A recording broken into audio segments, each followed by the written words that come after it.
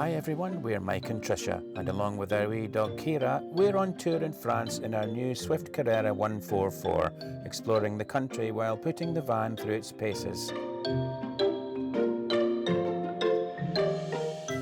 In this episode, we're woken up in Montrichard by the loud noise of a wood chipper, and it looks like they'll be here for a while, so we head off to explore the town in the hope that they're gone when we get back.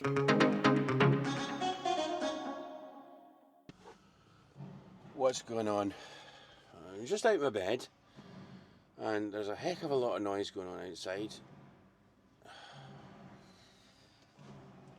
Hey Kira, watch yourself.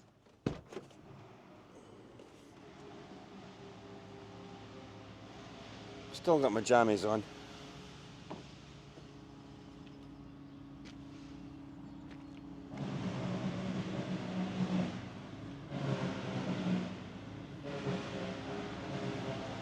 Right, okay. They're chopping up some trees. It looks like they've got one of these shredder things. You know, they chuck the tree branches through the shredder and it chops them up. And it's like 8:30 in the morning. I was going to get up anyway. I'm definitely going to get up now. I need to seriously think about whether or not we're going to be staying at this site. Right, I'm going to see if I can find out what's going on, how long they'll be. Because if they're just going to be here for a little while, then fair enough. But if this is going to be going on for a couple of days, then we're off. Well, I can't get past this way at all.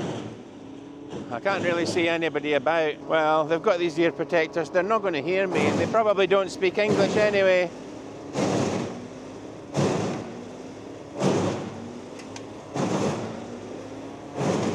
Yeah, it's an absolute racket. I'm going to head back to the van. I'll have a quick look at the entrance to see if there's any signs up. Not that I would understand them, but we can always do a Google Translate and see what it says. All the signage is in this area here. Camping car park. This is the one we're at. It's called Montrichard. And I can't see any notices pinned up or anything about this. Well, we were not going to hang about the site anyway today, so I think the best thing for us is just to head out and do what we're going to do today, and then when we come back later, we'll see if they're still here, and if it looks like they're going or staying or what, and just make a decision from there. You finished with your mug? Yeah, thanks. What do you reckon about today then? No, we're going. That noise is ridiculous. Well, I know it is, but I was thinking, right, that we can go into Montrichard today, and because I've been having a look online, it looks like there's lots and lots of history here. Yeah. That we can see, and some nice things to do, and then when we come back, we'll have a look, and if they're still here, we'll rethink. No, we'll go when we come back then. Well, we don't need to sort of be so hasty. Why don't we just see what stage they're at? Well, how are you going to ask them? You don't speak French. No, I know that, but we can just have a look and see kind of, you can judge if, you know, how many trees they've done and what they've got left to do. Yeah, I think we'll move on just to be safe. It's nice here. It's nice and sunny today by the looks of it. Yeah, I know that, but I think we'll move on. Why don't we leave it We'll go to the village. We'll go to the village, Montrichard. Yeah. And then we'll come back, as you say, assess it, and potentially, probably, move on. In the morning? Because if they come back in the morning, then we'll know that they're going to be here. No, I'm not getting woken up again at 8 o'clock in the morning. Well, we'll see then, okay? You coming then? You better get ready for this. You're right, it's probably a good idea for us to escape the noise today, yeah? Yeah.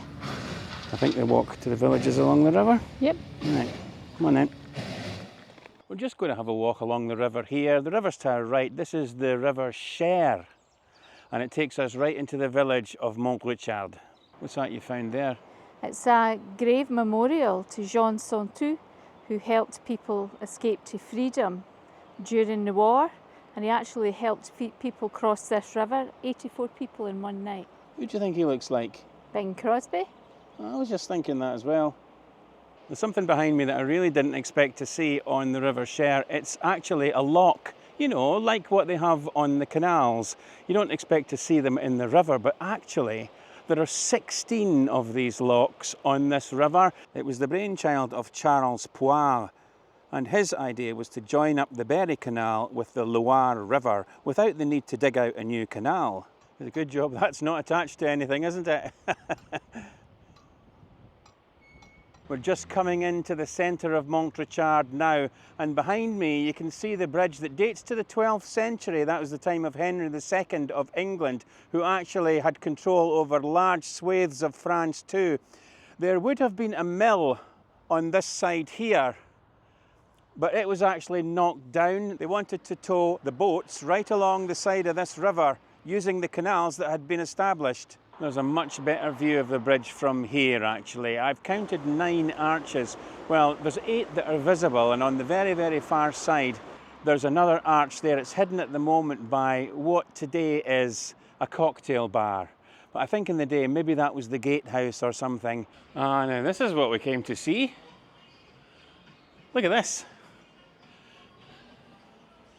This little square that we've came to is just absolutely remarkable. It's so picturesque. You have the old, partially timber-framed houses there, the church behind it, and then the old castle at the top. You've just got these tiers of history in front of you. What a sight. These houses are 15th century, and the red one behind Trisha, in March 2007, a young mason found a pot hidden away in a wall containing 600 gold and silver coins. They were dated from the 16th century. Can you imagine finding that? We've come to the Church of the Holy Cross. We're going to go in for a look. It says here, this is the Church of the Holy Cross, and Furk Nera brought a relic of the authentic cross from Jerusalem and presented it to the castle chapel when it was founded in the 11th century. So that's the actual piece of the cross that Christ was crucified on, and it's actually, well, I don't think it's in here anymore because there's been so many changes and rebuilds and everything over the years. I don't think anyone knows what actually happened to it, but apparently there was originally a relic of the cross in this chapel. It was a nice church though, wasn't it? It was a very nice church. It seems very old. Well, yeah, it was. I mean, I particularly like the stained glass windows. Some of them were depicting the stages of the cross. And then did you also see, after that, I noticed there was a statue of Joan of Arc. Yes, it did, as you Did you went see in. that? Yeah, yeah. It said Saint Joan of Arc. Yeah, she she was sainted, yeah. Aye, okay. She was martyred. I didn't know that. Right, the main event. We're heading into the castle.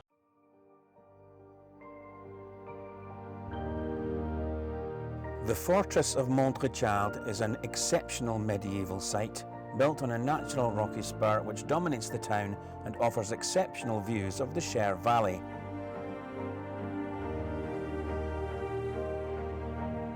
Its majestic square tower was built in the 12th century by the Amboise family to monitor the valley.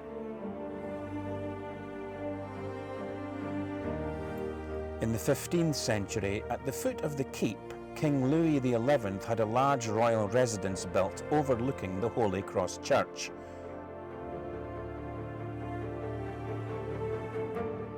Montrechard Fortress was classified as a historic monument in 1877.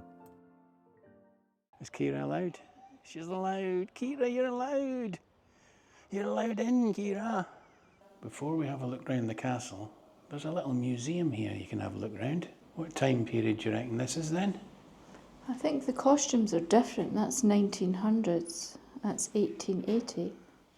She's a bit revealing. Oh, she is a bit. But this is what they would have been wearing in Montrechard back in the 1900s. They were very smart, weren't they? Back further into time here, Colonel L. Cousin, 1829 to 1870. And to Charles de la Fosse, 1780 to 1847. Even further back, this is Pierre Victor and Palma Guillet, 1525 to 1610. There's another scene here. This time it's from 1476. And that was the fashion back then. There's no date on this one, but they certainly look quite dandy, don't they? Eh? They do. It says 1789. Oh, does it? 1789? Yeah. It's good to put a date on the costumes, isn't it? Yeah. That museum was great. Oh, what's Trisha up to? What are you doing?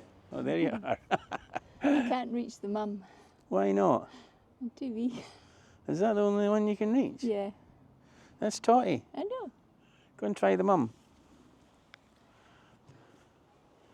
Oh, aye. Well, what about the knight? The knight's down here. Oh, I think you suit the knight. There. Oh, Kira's getting in on the act. You're a kitty. It says here that in 1188, Montrechard Castle has just been besieged by Philip Auguste, the King of France, and a catapult ball has just been shot. It's a big ball. Some of the walls here are up to 3 meters thick. Can you believe that? 3 meters. It really is a fortress, and it must have been pretty impenetrable. Now there's another little museum here. I think this one is paleontology. Have you seen these Homo sapiens? Look at this one here. What's that? He's still got all his teeth. I think they've been painted. It's got better teeth than me.